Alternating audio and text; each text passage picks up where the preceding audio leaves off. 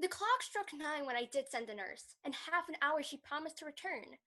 Perchance she cannot have met him. That can't be. Oh, she is lame. Love's herald should be thoughts, which 10 times faster glide than the sun's beams, driving back shadows over lowering hills. Therefore do nimble-pinioned doves draw love, and therefore hath the wind swift Cupid wings. Now is the sun upon the hindmost hill of this day's journey, and from 9 till 12 is 3 long hours, yet she is not come. Had she affections and warm youthful blood, she'd be as swift in motion as a ball. My words would bandy her to my sweet love, and his to me. But old folks, many faint as they were dead, unwieldy, slow, heavy, and pale as lead. Oh God, she comes. Now, good sweet nurse. Oh Lord, why thou lookest so sad? Thou news be sad, yet tell them merrily. If good, thou shamest the music of sweet news by playing it to me with such a sour face. I am a-weary. Give me leave a while. Fie, how my bones ache. What a jaunts have I had. Oh, thou hast my bones, and I thy news. Nay, come, I pray thee. Speak, nurse, speak. Jesus, what haste! Can you not stay a while? Do you not see that I am out of breath? How art thou out of breath when thou hast breath to say to me that thou art out of breath? The excuse that thou dost make in this delay is longer than the tale that thou dost excuse. Is thy news good or bad? Answer to that. Say either, and I'll stay the circumstance. Let me be satisfied. Is it good or bad? Well, you have made a simple choice. You know not how to choose a man. Romeo. No, not he, though his face be better than any man's, yet his legs excel all men's. And for a hand and a foot and a body, though they not be talked of, they are past compare. He's not the flower of courtesy, but I'll warrant him as gentle as a lamb. Go thy ways, wench, serve God. What, have you dined at home? No, but all this did I know before. What he says of our marriage, what of that?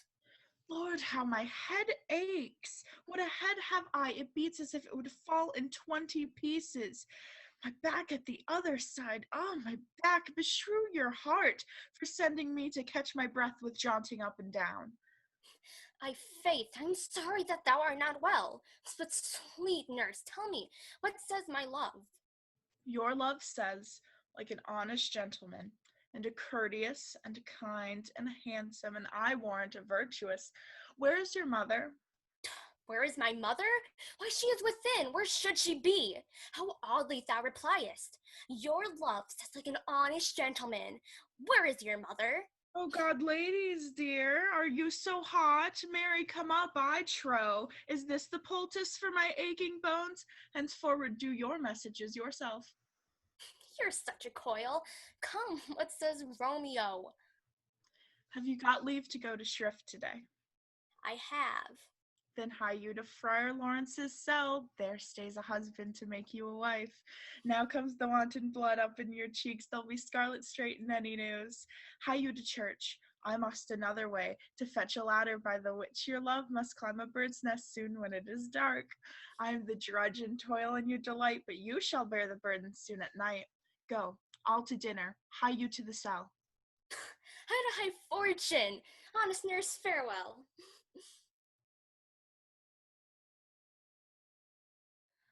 I will speak to him like a saucy lackey, and under the habit play the naive with him. Do you hear, Forester? Very well. What would you? I pray you, what is an o'clock? You shouldn't ask me. You should ask me what time o' day. There's no clock in the forest. Then there is no true lover in the forest, else sighing every minute and groaning every hour would detect thy lazy foot of time as well as the clock. And why not the swift foot of time? Had that not been as proper? By no means, sir. Time travels in divers paces with divers persons. I'll tell you who time ambles withal, who time trots withal, who time gallops withal, and who he stands still withal. I prithee, who doth he trot withal? Marry, he trots hard with a young maid between the contract of her marriage and the day it is solemnized. If the interim be but a senate, time's pace is so hard that seems the length of 7 years. Who ambles time withal? With a priest that lacks Latin, and a rich man that hath not the gout. For the one sleeps easily because he cannot study, and the other lives merrily because he feels no pain. The one lacking the burden of lean and wasteful learning, the other knowing no burden of heavy, tedious penury. These time ambles withal. Who doth he gallop withal? With the thief to the gallows. For though he go as softly as foot can fall, he thinks himself too soon here. Who stays it still withal? With lawyers in the vacation, for they sleep between term and term, and they perceive not how time moves. Where dwell you, pretty youth?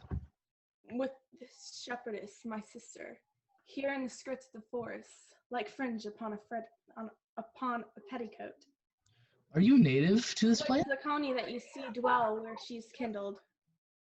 Your accent is something finer than you could purchase, and so removed a dwelling. I have been told so by many, but indeed an old religious uncle of mine taught me to speak, who was in his youth an inland man, one that knew courtship too well, for there he fell in love. I've heard him read many lectures against it, and I thank God I am not a woman, to be touched with so many giddy offences as he hath genuinely taxed their whole sex withal. Can you remember any of the principal evils that he laid charge of women? There were none principal. They were all like one another as halfpence are, every one fault seeming monstrous till his fellow fault came to match it. I prithee, recount some of them. No, I will not cast away my physique, but on those who are sick. There is a man haunts the forest that abuses our young plants with carving Rosalind on their barks, hangs odes upon hawthorns and elegies on brambles, all forsooth, defying the name of Rosalind. If I could meet that fancy monger, I would give him some good counsel, for he seems to have the quotient of love upon him. I am he that is so love-shaken. I pray you, tell me your remedy. There is none of my uncle's remarks upon you. He taught me how to know a man in love, in which cage of rushes I am sure you are not prisoner. What were his marks? A lean cheek, which you have not, a blue eye and a sunken, which you have not, an unquestionable spirit, which you have not, a beard neglected, which you have not, but I pardon you for that, for simply your having a beard is a younger brother's revenue. Then your hose should be ungartered, your bonnet unbanded, your sleeve unbuttoned, your shoe untied, and everything about you demonstrating a careless desolation. But you are no such man. You are rather point device in your countenance, as loving yourself and seeming to lover of any other.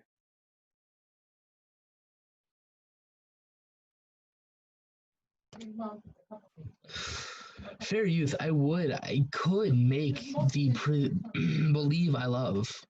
Me believe it. You may as soon make her that you love believe it, which I warrant she is apter to do than to confess she does. That is one of the points in which women still give the lie to their consciences. But in good sooth, are you he that hangs the verses on the trees, wherein Rosalind is so admired? I swear to thee, youth, by the white hand of Rosalind, I am that he. But That are you on so much worship in he. love, as your rhymes speak?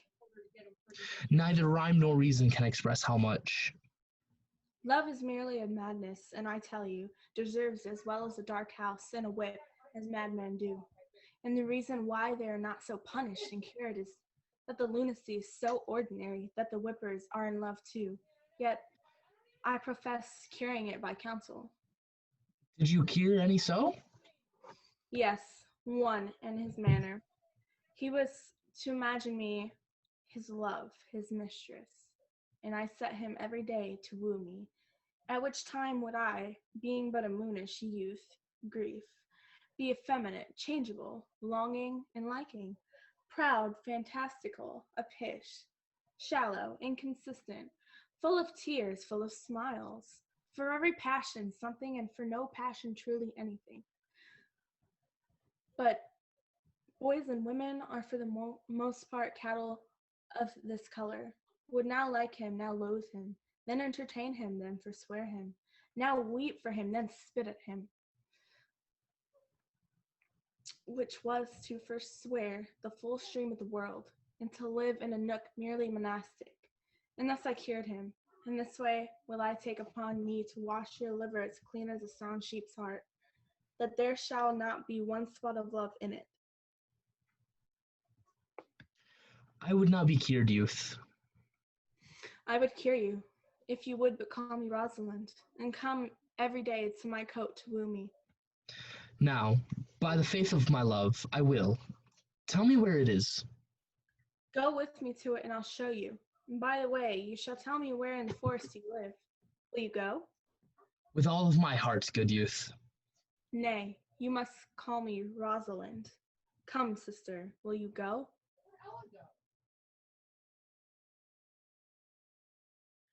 They told me that your name was Fontabelle. No, my good lord, Diana.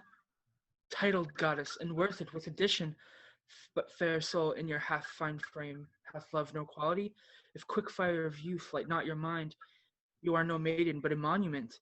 When you are dead, you should be as such a one as you are now, for you are cold and stem, and now you should be as your mother was when your sweet self was got. She then was honest. So should you be. No, my mother did but duty, such, my lord, as you owe to your wife. No more of that, I prithee. Do not strive against my vows. I was compelled to her. But I love thee by love's own sweet constraint, and will forever do thee all rights of service. Aye, so you serve us, till we serve you. But when you have our roses, you barely leave our thorns to prick ourselves, and mock us with our bareness. How have I sworn? 'Tis not the many oaths that make the truth, but the plain single vow that is vowed true. What is not holy that we swear not by? Take the highest to witness, then pray you tell me, if I should swear by God's great attributes, I love you dearly, would you believe my oaths when I love you ill? There is no holding to swear to him whom I protest to love, that I will work against him. Therefore your oaths and words are poor conditions, but unseats, at least in my opinion. Change it, be not so holy, cruel. Love is holy, and my integrity ne'er knew the crafts that you do charge men with. Stand no more off, but give thyself unto my sick desires. Who then recover, say thou art mine, and ever my love, as it begins, shall so persevere. I see that men make rope in such a scar, that we forsake ourselves. Give me that ring. I'll lend it thee, my dear, but have no power to give it from me. Will you not, my lord? It is an honor belonging to our house, bequeathed down from many ancestors, which were the greatest obloquy I the world and me to lose. My honor, such a ring, my chastity the jewel of our house, bequeathed down from many ancestors, which the greatest obloquy in the world, it brings me to lose, thus your own proper wisdom against a champion honor on my part, against your vain assault. Here, take my ring, my house, mine honor, yeah, my life, be thine, and I'll be bid by thee. When midnight comes, knock at my chamber window. I'll order my mother shall not hear. Now will I charge you in the band of truth when you have conquered my yet maiden bed. Remain there but an hour, nor speak to me. My reasons are most strong, and you shall know them when you are back. This ring shall be delivered, and on your finger in the night I'll put another ring, and what time proceeds may token to the future our past deeds. Adieu till then. Fail not, you have won a wife for me, though their hope may be done. A heaven on earth I have won by wooing thee. For which live long to thank heaven and me. You may so in the end. My mother told me just how he would woo, as if he sat in all hearts, says all men have like oaths. He had sworn to marry me when his wife's dead. Therefore I'll lie with him when I am buried, since Frenchmen are so braid. Marry that I will. I live and die a maid. Only in this disguise I think it no sin to cozen him and would unjustly win.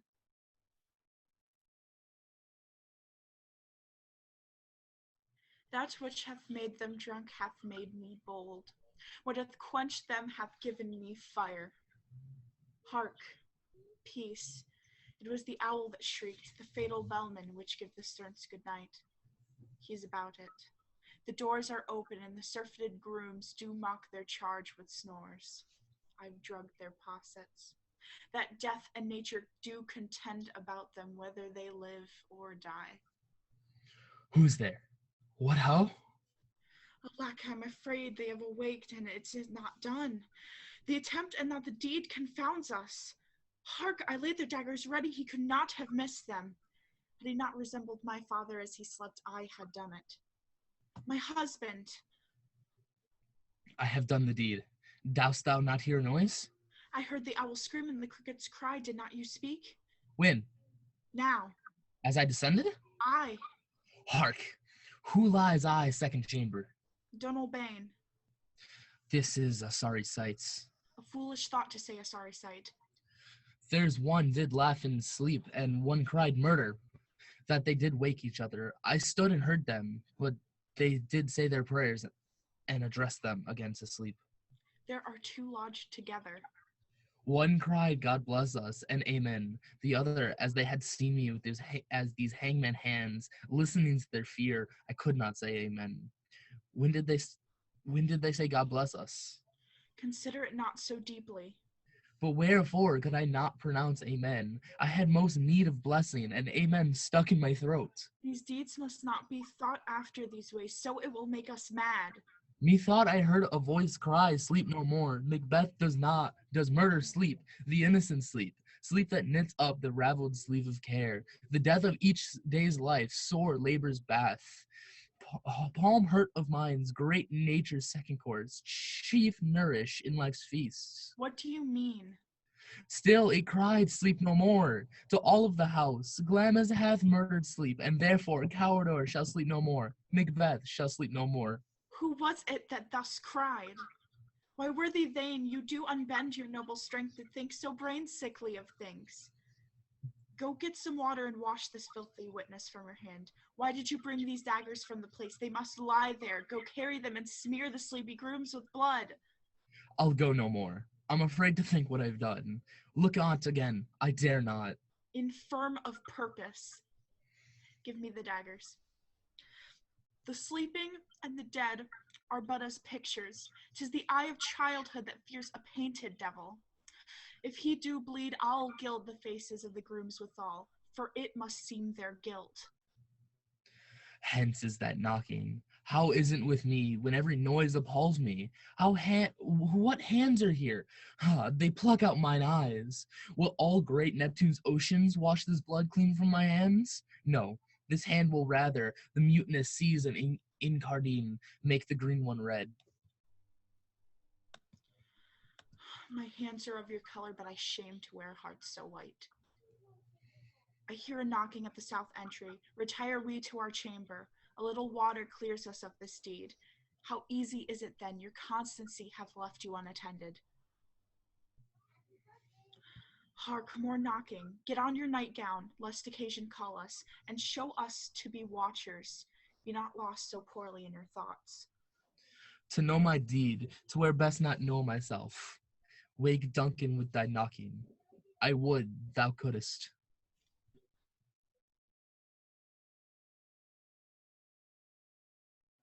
Give me your hand, sir.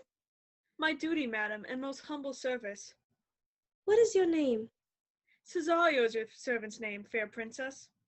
My servant, sir. 'Twas never a merry world since only feigning was called compliment. Your servant of the court Orsino, youth. And he is yours, and his must needs be yours. Your servant's servant is your servant, madam. For him, I think not of him. For his thoughts, would they were blanks rather than filled with me. Madam, I come to whet your gentle thoughts on his behalf. Oh, by your leave, I pray you, I bade you, never again speak of him. But would you undertake a new pursuit? I'd rather hear you solicit that than songs from the spheres. Dear lady.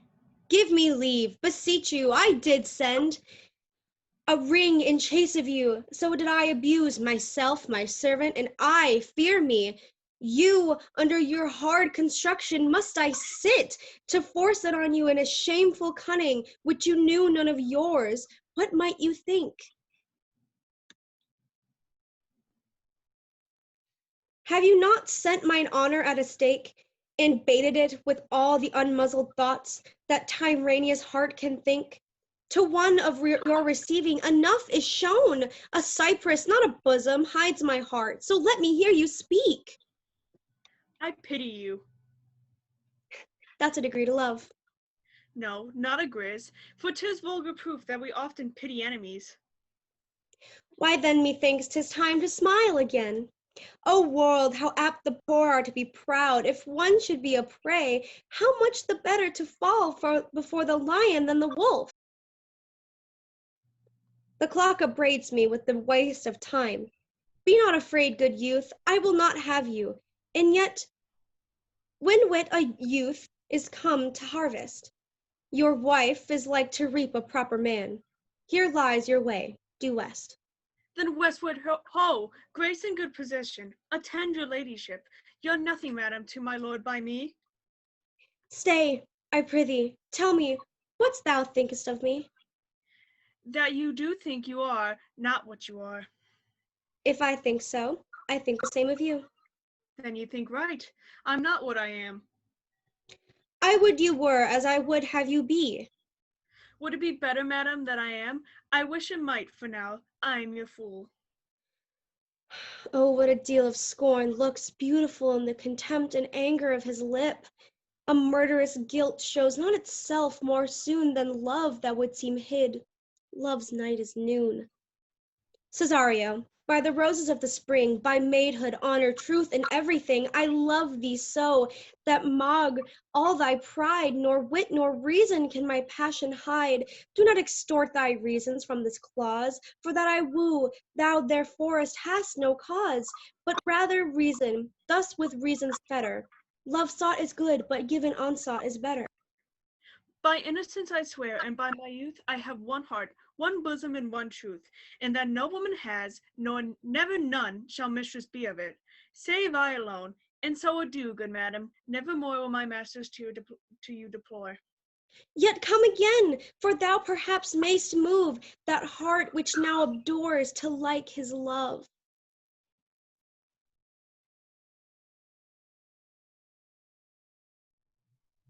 Fiddler forbear, you grow too forward, sir. Have you soon forgot the entertainment? Her sister Catherine welcome you all. But wrangling pedant, this is the patroness of heavenly harmony, and give me leave that prerogative, and when in music we have spent an hour, your lecture shall have leisure for as much. Preposterous ass that never read so far to know the cause why music was ordained. Was it not to refresh the man of mind after his studies or usual pain? Then give me leave to read philosophy, and while I pause, serve in your harmony. Sirrah, I will not bear these braves of thine. Why, gentlemen, you do me double wrong to strive for that which resteth in my choice. I am no preaching scholar in the schools. I'll not be tied to hours nor appointed times, but learn my lessons as I please myself. And to cut off all strife, here sit we down. You, take your instrument and play the whiles. His lecture will be done ere you have tune. You'll leave his lecture when I am in tune?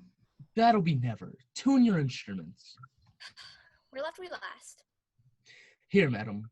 Hic aboc Samois, hic est serge tellius, hic steregat prami rege Celsius senius. Construe them. Hic aboc, as I told you before.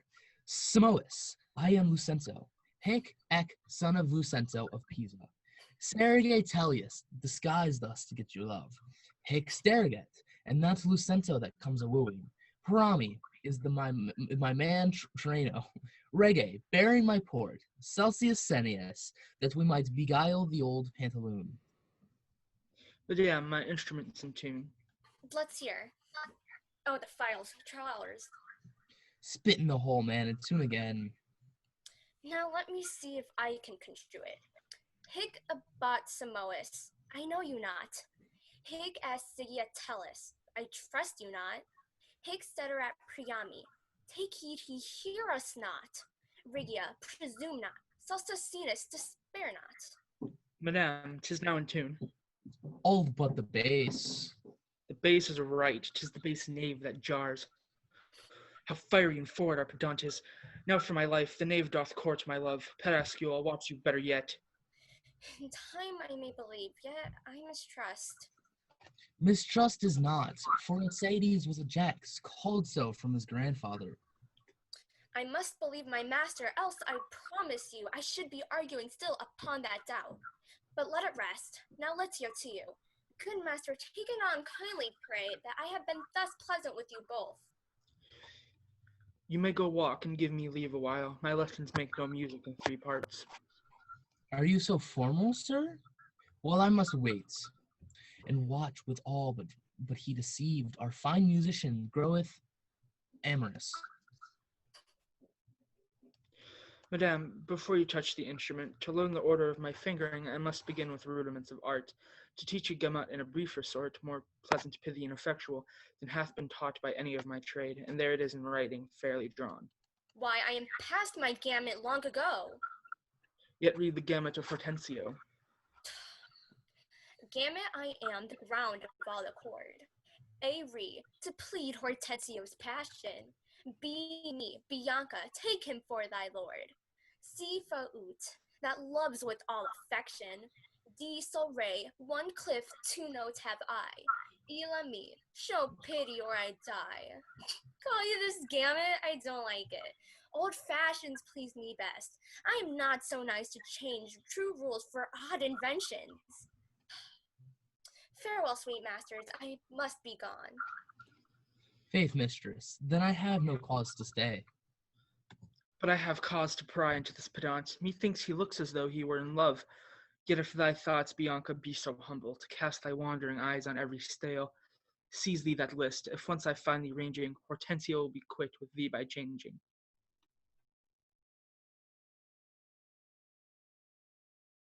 How goes it now? He looks gentler than he did. He says he will return in content, and hath commanded me to go to bed, and bid me to dismiss you. Dismiss me? It was his bidding. Therefore, good Amelia, give me my nightly wear, and adieu. We must not now displease him. Aye, would you had never seen him. So would not I. My love doth so prove him, that even his stubbornness, his checks, his frowns, prithee upon me, have grace and favor. I have laid those sheets you bade me on the bed.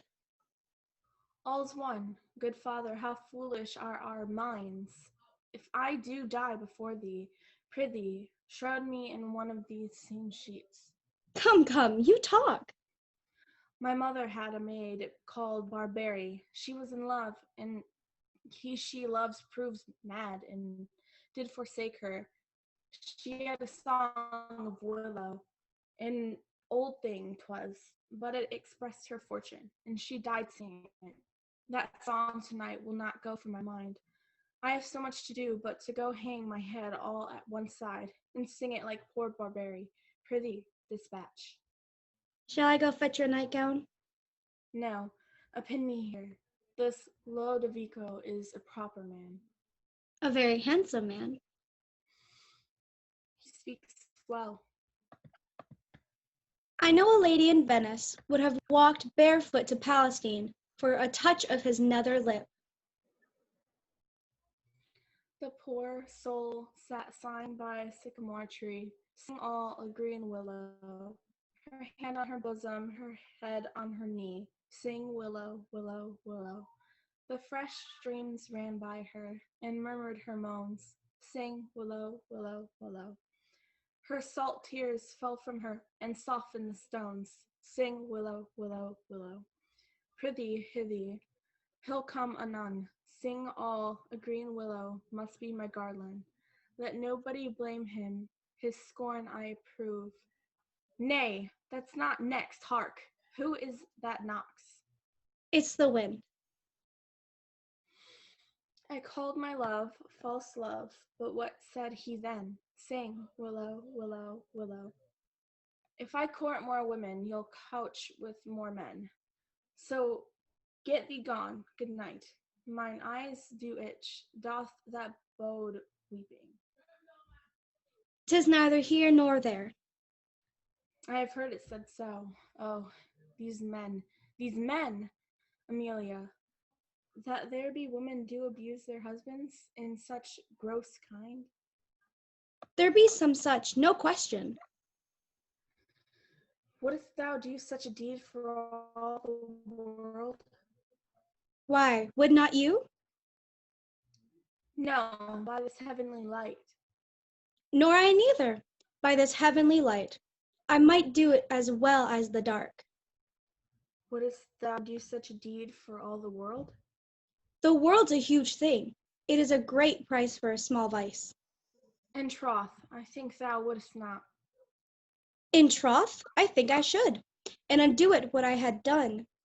Marry, I would not do such a thing for a joint ring, nor for measures of lawn, nor for gowns, petticoats, nor caps, nor any petty exhibition.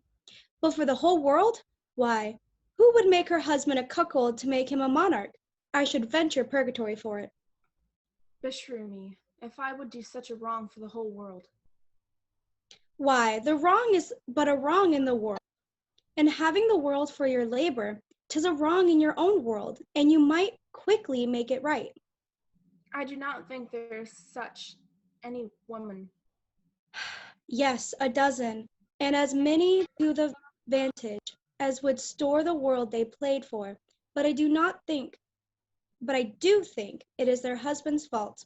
If wives do fall, say they slack their duties,